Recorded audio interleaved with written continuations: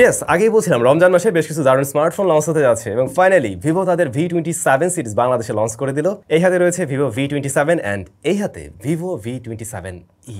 তো এই স্মার্টফোনের একটা ওভারভিউ আজকে আমরা তুলে ধরবো। অবশ্যই বেশি কথাবার্তা হবে ছোট ভাইকে নিয়ে, তো চলুন একে একটু আগে খোলা যাক। ভিভো V27e বক্স আপনারা স্মার্টফোনটি পেয়ে যাবেন, যা দেখে আশা করছি ভালো লেগে যাবে।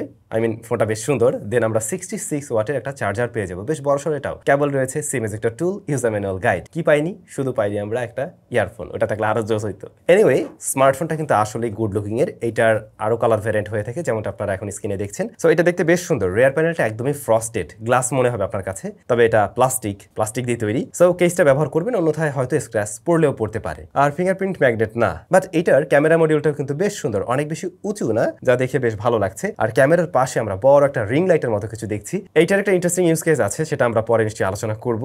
রেগুলার পোর্টস এন্ড বাটন সবকিছু থাকছে না 3.5 মিলিমিটার হেডফোন জ্যাক। যেহেতু স্মার্টফোনটা খুব স্লিম, সম্ভবত সেই কারণে কোম্পানি এটা দিতে পারেনি। তবে সেকেন্ডারি নয়েজ ক্যান্সেলেশন মাইকটা অবশ্যই আছে। আর এতে কিন্তু ফিঙ্গারপ্রিন্ট স্ক্যানার রয়েছে ডিসপ্লের তলায়, যা ফার্স্টের দিকে হয়তো আপনার কাছে মনে হবে একটু নিচের দিকে, বাট 2-3 দিন ব্যবহার করলে এর সাথে নিশ্চয়ই ইউজ টু হয়ে যাবেন, যা খুবই ফাস্ট অ্যান্ড একুরেট। ফোনটার ডিজাইন ল্যাঙ্গুয়েজ আমার কাছে বেশ ভালো লেগেছে, আশা করছি আপনাদেরও ভালো লেগে যাবে। আচ্ছা, তো এর যে ডিসপ্লেটা, এটা কিন্তু অ্যামোলেড প্যানেল, 6.62 ইঞ্চ হলো এর সাইজ। ফুল এইচডি প্লাস রেজুলেশনের। পিপিআই পেয়েছি হলো 398। আর এটা ইনডোরের জন্য কিন্তু একদম ভালো ব্রাইটনেসে দিতে পারবে। আউটডোরে শ্যাডোরে তো আপনি ঠিকঠাকভাবে দেখবেন, তবে ডিরেক্ট সানলাইটে একটু স্ট্রাগল করে, বাট স্টিল ভিজিবল ছিল। আর টাচ রেসপন্স আমরা ভালো পেয়েছি। প্লাস এইটার কালার রিপ্রোডাকশন জোস, কারণ যেহেতু এটা অ্যামোলেড প্যানেল, ভালোই কালার দিতে পারে। আর একদম যদি এই সাইড থেকে দেখতে চান, মানে যে পজিশন থেকে আসলে আমরা স্মার্টফোন দেখি না বা ইউজ করার উপযোগীও না, ওইখান থেকে দেখতে গেলে একটু ব্লুটিন্ট মনে হয়েছে। এর বাইরে কিন্তু এই ডিসপ্লেটা অবশ্যই ভালো লাগার মতো থাকবে আশা করছি। বাট এই সুন্দর ডিসপ্লেকে কোনো কিছু দিয়ে প্রোটেকশন করা হয়েছে কিনা সে ব্যাপারটা কিন্তু আমরা ক্লিয়ার না। আপনি অবশ্যই একটা গ্লাস প্রোটেক্টর ব্যবহার করুন। বলছিলাম ক্যামেরাতে স্পেশালিটি রয়েছে। মেইন ক্যামেরাটা হলো 64 মেগাপিক্সেলের, আর এইটাতে কিন্তু ওয়াইএস রয়েছে, মানে আরো বেটার স্টেবল ইমেজ পাওয়ার জন্য। দেন আরো দুইটা শুটার আছে, একটা হলো 2 মেগাপিক্সেলের ডেপথ, 2 মেগাপিক্সেলের ম্যাক্রো। ডেফিনেটলি আমরা আলট্রা ওয়াইড মিস করছি, বরঞ্চ এখানে ম্যাক্রোটা উঠিয়ে দিয়ে ওইটা দিলে আরো বেশি কাজের কিছু হতো। যদিও এই স্মার্টফোনের আবার মেইন ক্যামেরার রেজাল্ট আমরা দুর্দান্ত পেয়েছি। আর ফ্রন্ট ফেসিং ক্যামেরাটা কিন্তু 32 মেগাপিক্সেলের। মেইন ক্যামেরার ডেলাইটের ছবিগুলো দেখুন, বেশ ভালো রকমের শার্পনেস ডিটেইলে কিন্তু ছবিগুলো দিতে পারছে, ওয়েল ডিটেল পাওয়া যায়। মাঝে মধ্যে কিছু ছবিতে আমাদের মনে হয়েছে একটু ওভার শার্পেনিং, যদিও সব ছবিতে এমনটা মনে হয়নি। আর কালার অ্যাকুরেসি কিন্তু অনেকটাই ন্যাচারাল লেগেছে আমাদের কাছে। পাশাপাশি এটা ডাইনামিক রেঞ্জটা আমরা যথেষ্ট ভালো পেয়েছি মেইন ক্যামেরায়। ইভেন মেইন ক্যামেরা যখন একটু আর্টিফিশিয়াল লাইটিং কন্ডিশনের ছবি নেয়, সেই ছবিগুলো কিন্তু ভালো লাগার মতো ছিল, বা ভালো শার্পনেস ডিটেলের কাতারই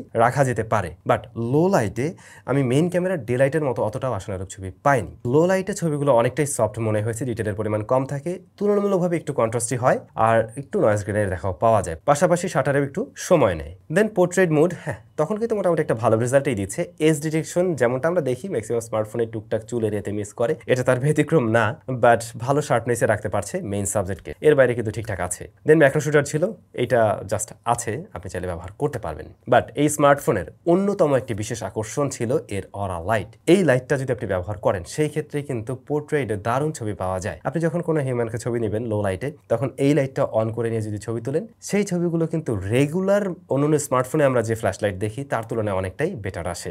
আর এই ফোনটার মেইন ক্যামেরায় ভিডিও রেকর্ড করা যাবে সর্বোচ্চ 1080p 60 fps এ। ভিডিও কোয়ালিটি কিন্তু মোটামুটি ডিসেন্টই লেগেছে আমার কাছে, এবং শার্পনেস ডিটেলও ভালো পাওয়া যায়, সেই সাথে ডাইনামিক রেঞ্জটা আর স্টেবিলিটি অ্যাভারেজ ছিল। বাকি থেকে ফ্রন্ট ফেসিং ক্যামেরা 32 মেগাপিক্সেলের, এইটা বেশ সুন্দর সুন্দর ছবি দেয়। ম্যাক্সিমাম মানুষের আশা করছি এর সেলফি ভালো লেগে যাবে, একটু ব্রাইট করে দেবে।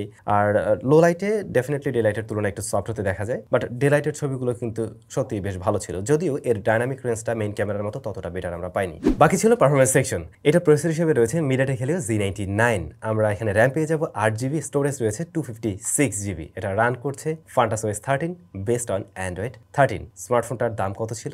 32,999 টাকা। হ্যাঁ, 32,999 টাকায় আমাদের অনেকের কাছেই মনে হবে এখানে যদি ডায়মেনসিটির কোনো একটা প্রসেসর থাকতো তাহলে আরো জোস হইতো। হ্যাঁ, আমিও বলবো তাই, অবশ্যই আরো দারুণ হতো। তবে এই স্মার্টফোনটাতেও কিন্তু ভালো রেজাল্টই দিয়েছে মিডিয়াটেক হেলিও Z99। আমরা রেগুলার কাজবাজ খুব সুন্দরভাবেই করতে পারছিলাম, এবং দেখলাম বেশ ভালোভাবে হ্যান্ডেল করতে পারছি ইভেন মাল্টিটাস্কিং এর কাজগুলো। আবার দেখুন অ্যাপ ওপেন ক্লোজ টাইমটাও কিন্তু বেশ ফাস্টই বলা যেতে পারে। বাট তারপর স্টিল আরেকটু বেটার প্রসেসর দিয়ে আসলে এটার থেকে যারা গেমার রয়েছেন আর কি, তাদের এক্সপেকটেশনটা ফুলফিল করতে পারতো। যারা টুকটাক গেমিং টেমিং করবেন তাদের জন্য সুখবর হলো আপনি পাবজি ক্ষেত্রে সর্বোচ্চ এইচডি হাই ফ্রেম রেটে প্লে করতে পারবেন এবং এই সেটিংসেই দেখছিলাম প্লেয়েবল একটা রেজাল্ট দিচ্ছে, বাট বেটার আউটপুট পাওয়া যাচ্ছিল কিন্তু আর একটু লোয়ার সেটিংসে। তখন কিন্তু কোনো ধরনের ল্যাগ বা ফ্রেম ড্রপের মতো দেখা আমরা পাইনি, ইভেন ফোনটাও ততটা গরম হয় না। ফ্রি ফায়ারের জন্য এই স্মার্টফোনটা বেশ দারুণ হবে, ফ্রি ফায়ার লাভাররা নিশ্চিন্তে এটা চালাতে পারবেন হাইয়েস্ট সেটিংসেই। দেন হচ্ছে গিয়ে অ্যাসপাল্ট 9 সিওডি খুবই অপটিমাইজড একটা রেজাল্ট দিয়েছে এই স্মার্টফোনের সাথে। তো এই এত কিছুকে রান করার জন্য এর মাঝে রয়েছে 4600 mAh এর ব্যাটারি এবং 66 ওয়াটের চার্জার। আমরা 5000 দেখে অভ্যস্ত, তো এখানে হয়তো আপনার কাছে মনে হবে 400 mAh কম আছে,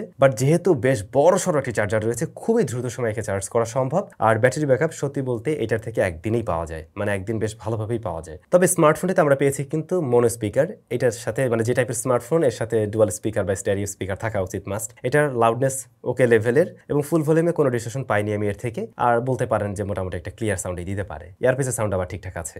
এটার কাছে আমরা একটু পরে আবার ফিরে আসবো, তার আগে চলুন একটু V27 এর কাছ থেকে ঘুরে আসা যাক। বক্স কন্টেন্ট একদমই সেম ছিল, জাস্ট স্মার্টফোনটা আলাদা হবে। এই স্মার্টফোনটা আবার ওইটার চাইতেও স্লিম, এটা একটু মানে দুপাশে কার্ভ করা হয়েছে, ইভেন ডিসপ্লেটাও কার্ভ। আর এইটার আবার ফ্রন্ট ফেসিং ক্যামেরাটা কিন্তু 50 মেগাপিক্সেলের। দেন 66 ওয়াটের চার্জার পেয়ে যাবেন এর বক্সে। আর প্রসেসর সেকশনে রয়েছে মিডিয়াটেক ডাইমেনসিটি 7200। সো পরে কখনো সময় সুযোগ হলে এটা নিয়ে আমরা নিশ্চয়ই বিস্তারিত আলোচনা করবো, বাট এইটা দেখে আমার খুবই ভালো লাগছে, চকলেটের মতো একটা ফোন। এটাতেও আমরা কিন্তু দেখছি ওই যে এটা অরা লাইটটা জোস। তো বলছিলাম এই স্মার্টফোনের কাছে আমরা আবার ফিরে আসবো। হ্যাঁ, ফিরে আসলাম।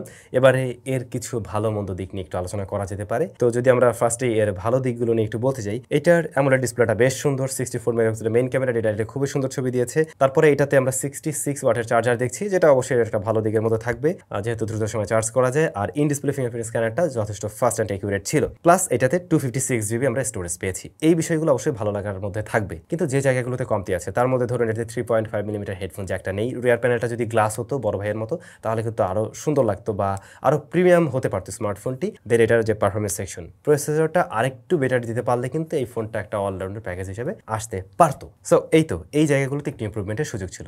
এখন আপনারা বলুন আপনাদের কাছে কেমন লেগেছে এই স্মার্টফোনটি। সবাই অনেক বেশি ভালো থাকবেন, নিশ্চয়ই দেখা হচ্ছে নতুন ভিডিওতে।